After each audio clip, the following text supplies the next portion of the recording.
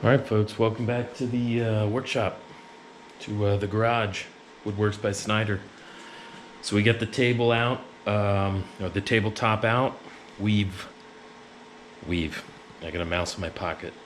I've taped up the bottom. I don't know if this is going to come through. You can see it's taped every once in a while. Essentially anywhere there was a grain or crack or knot that appeared to be going through, I taped the bottom. I've got the edges taped every once in a while just to make sure I don't have any flow over. You can see this is that main epoxy that I did. What I did is sanded it down because I want to pour a little bit more on top. With epoxy, there's two types of bonds. You could do a mechanical bond or chemical bond. Chemical bond would be if you pour the first layer of epoxy, right, and some dust on the lens, pour it while it's still tacky, essentially then pour another layer on top of it. It's starting to set up, it's still tacky. That chemical bond, the heat created, essentially joins those two layers together, right? Mechanical bond would be this thing's been set now for, I don't know, probably a couple days, 2-3 days now. So the only way to really get a good bond between another layer on top of it and this existing one is to sand it. So you create little scratches, little V's every once in a while. Well, that new layer of epoxy basically gets into those and creates a good tight bond. So you don't have any flaking or anything like that. The reason I did that is because there is some like a concave every once in a while. Not too bad here, this is fine, but over here especially, this in the middle here is lower than these two pieces of wood. And yes, I'm going to sand it down a little bit, obviously, when I finish the tabletop, but I'm not really going to take off. I'm not running this through a massive planer or drum sander or anything. So I want to kind of bubble up that epoxy, create like a little dome that I can plane through and sand down to be even with the wood surface, right? So I have to put a little bit more epoxy in there. So that's why I did that. But then other than that, what we'll do is we'll come through, fill all these voids. I'm going to leave some. I'm going to fill up these big ones. Obviously, this was a nail hole. I didn't want to fill those nail holes, but this one goes all the way through to the bottom, so I'm going to fill that. Fill these knots. So that's what we're going to do here in this episode. Fill all this. And then really, we can maybe do some rough. I think that's the other thing I did.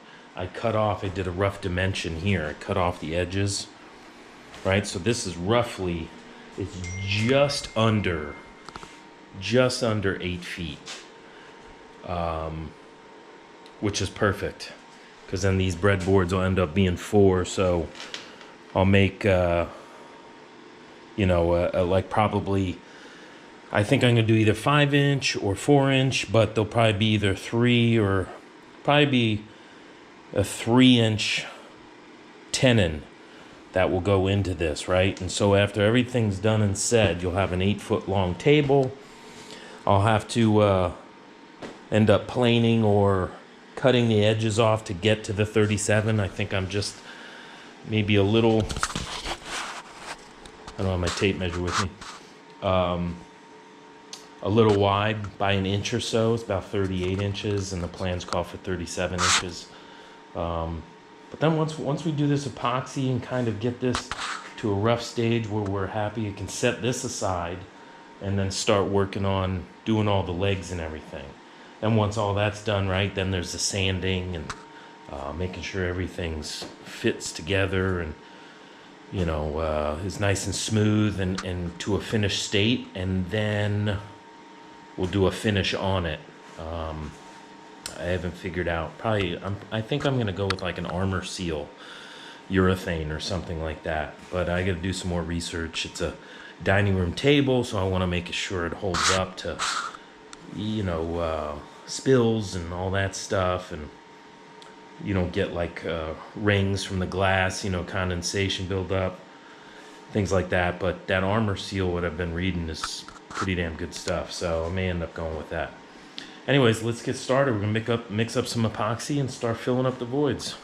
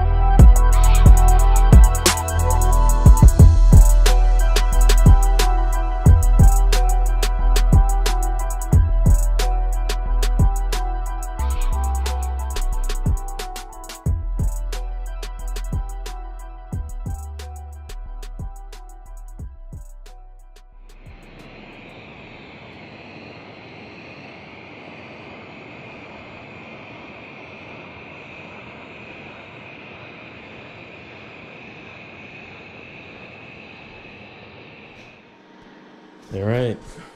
All the cracks and voids and knots that I wanted to fill are filled.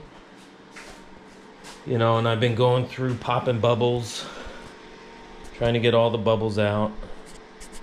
And while trying to fill any voids as this settles. And really the only thing I think I can do is once this completely settles, cures up, obviously take to the scraper, a nice sharp scraping knife, and scrape everything down to the even with the wood, and if there's a void or a divot or concave, I'll sand it up and have to do another little layer on and just play it like that. But right now all these major voids and cracks are filled. And you can see I tried to leave a lot of these nail holes and the worm holes. I didn't fill everything. Didn't fill all the knots either. This one's fine. But the major cracks, obviously, we filled, and all these, we had a lot of bug damage in some of these pieces. So all those are filled. This one's cool. You know, so I think it's coming along nicely. I really like once this thing's sanded down, I think it's gonna be legit looking. It's gonna be definitely a unique table for Walt and his family. It'd be a centerpiece, something they could talk about. Anywho, that's it for this episode. What we'll do, we'll let this cure up and come back, start scraping. And if we need to fill again, we'll fill again. You know, we'll go from there. All right, thanks for joining. Hey, make sure to hit the like and subscribe. All right, thank you.